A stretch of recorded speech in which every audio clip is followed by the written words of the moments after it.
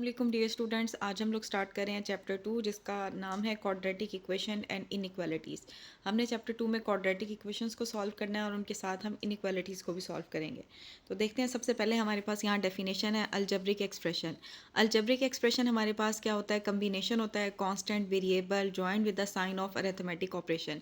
Algebraic expression में हमारे पास constant variable coefficient, ठीक है, और अलजेब्रिक साइंस इन्वॉल्व होते हैं। फॉर एग्जांपल जैसे उसने आपको कहा है कि 5 हमारा एक अलजेब्रिक एक्सप्रेशन है, 3x 2x minus 7y 3y square minus 5y minus 2, ये सारे हमारे अलजेब्रिक एक्सप्रेशन है। फिर नेक्स्ट है हमारे पास polynomial. A polynomial in one variable x is an expression of the form this. Polynomial हमारे पास वन वेरिएबल में क्या होता है? P of x is equal to a n x की power n plus a n minus one x की power n minus one plus dot dot dot plus a one x plus a not. यहाँ वो आपको बता रहा है कि ए not A one A dot dot A N ये सारे आपके क्या हैं? रियल नंबर हैं, और एन हमारे पास क्या है? एक नॉन नेगेटिव इंटीजर। फिर वो आपसे कहता है कि if A N is not equal to zero then the degree of the polynomial is N. Mean अगर आपके पास ए एन जो है वो नॉट इक्वल टू जीरो होगा तो इस एक्सप्रेशन, इस पोलिनोमियल एक्सप्रेशन की डिग्री हमारे पास क्या होगी? एन। फॉर एग्जांपल जैसे आपको एग्जांपल दी हुई है 5x square minus x plus 7, ये एक पोलिनोमियल है जिसकी डिग्री हमारे पास क्या है? 2। नेक्स्ट है हमारे पास कि क्वाड्रेटिक इक्वेशन होती क्या है? अ quadratic equation is a second degree polynomial equation. Quadratic equation हमारे पास एक सेकंड डिग्री पोलिनोमियल इक्वेशन है जो कि एक वेरिएबल में होती है, ठीक है, और उसके नीचे आपको एग्जांपल दे रहे हैं कुछ 2x square plus 3x plus 7 X square minus 5x minus 4 और 3y square minus 6y plus 3 is equal to 0। यहाँ एक नोट है कि ए बी सी हमारे बिलोंग कर रहे हैं रियल नंबर से और a is not equal to zero, b is not equal to zero, then equation a x square plus b x plus c is equal to zero is called the standard form of the quadratic equation in x. ये हमारे पास quadratic equation की standard form हमें दी हुई है कि quadratic equation आपकी इस स्टैंडर्ड फॉर्म में होती है कि a x square plus b x plus c is equal to zero. यहाँ ए और बी दोनों पे कंडीशन है कि हमारे नॉट इक्वल टू जीरो होने चाहिए। नेक्स्ट आपको बता रहे हैं कि अगर ए हमारे पास जीरो है, द इक्वेशन ए एक्स के plus b x plus c is equal to zero becomes. अगर इस स्टैंडर्ड फॉर्म वाली इक्वेशन के अंदर हमारे पास ए जीरो के इक्वल हो जाएगा तो ये हमारी इक्वेशन कन्वर्ट हो जाएगी बी एक्स प्लस सी में, जिसे हम कहेंगे लीनियर इक्वेशन, क्योंकि लीनियर इक्वेशन में हमारे पास वेरिएबल की पावर 1 होती है। तो जब यहाँ ए जीरो हो गया तो एक्स स्क्वायर वाला कोफिशिएंट आपका ख़त्म हो जाएगा, तो हमारे पास सिंपल रहेगा जो कि बन जाएगी लीनियर इक्वेशन। नेक्स्ट केस आपको बता रहे हैं कि अगर b हमारे पास जीरो होगा तो इक्वेशन, ये जो आपकी क्वाड्रेटिक इक्वेशन है, ये किस में कन्वर्ट हो जाएगी कि हमारे पास ये जो b वाली टर्म है ये ख़त्म हो जाएगी। हमारे पास आएगा a x square plus c is equal to zero. ये हमारे पास कहलाएगी प्योर क्वाड्रेटिक इक्वेशन।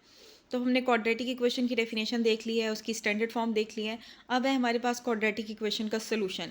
हम क्वाड्रेटिक इक्वेशन का सोल्यूशन कैसे फाइंड करेंगे? Solution of quadratic equation of the form a x square plus b x plus c is equal to zero where a b c are real number and a is not equal to zero.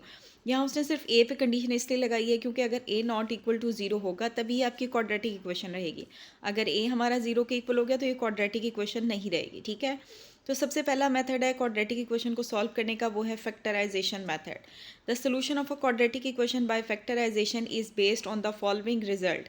क्या आप उसके factors बनाते हैं कैसे? X plus l x plus m is equal to zero, ये उसके factors बन गए हैं। फिर आपने उन फैक्टर्स को जीरो के इक्वल रखना है separate, x plus l is equal to zero और x plus m is equal to zero. यहाँ से हम एक्स की एक वैल्यू निकालेंगे एल माइनस एल और एक वैल्यू निकल आएगी माइनस एम। यहाँ वो आपको बता रहे हैं कि एल और एम हमारे बिलोंग कर रही है रियल नंबर से। This is called zero product property.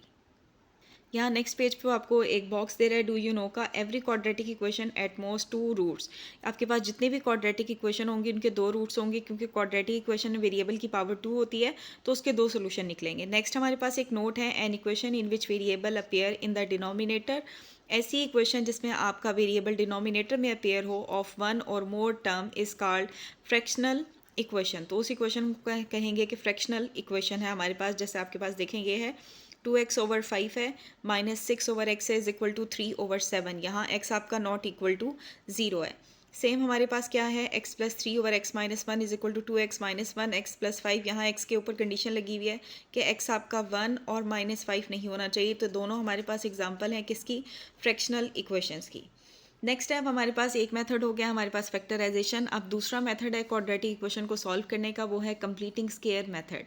Completing square method में हम क्या करते हैं, उसके आपको उन्होंने कुछ स्टेप्स दिए हुए हैं।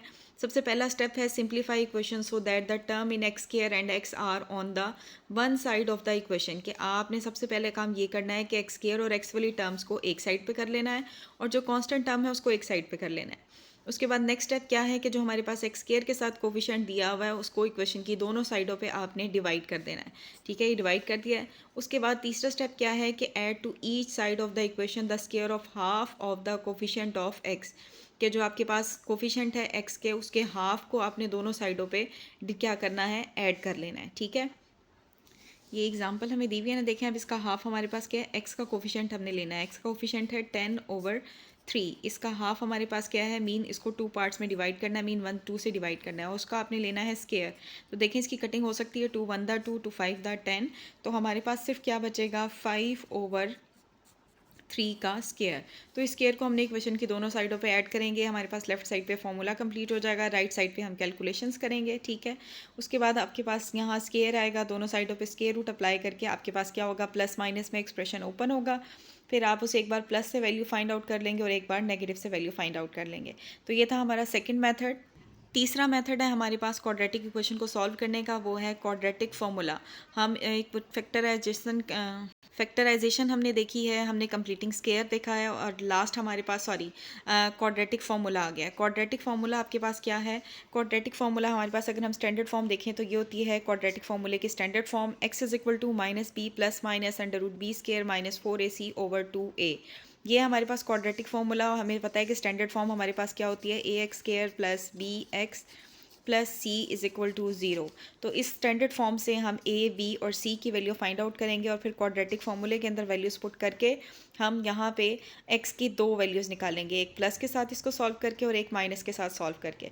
तो ये हमने क्वाड्रेटिक इक्वेशंस को सॉल्व करने के 3 मेथड देखे हैं, फैक्टराइजेशन, कंप्लीटिंग स्क्वायर मेथड और लास्ट है हमारे पास क्वाड्रेटिक फार्मूला जिससे हम सॉल्व करेंगे क्वाड्रेटिक इक्वेशंस को। Thank you so much, but don't forget to subscribe the channel for more videos.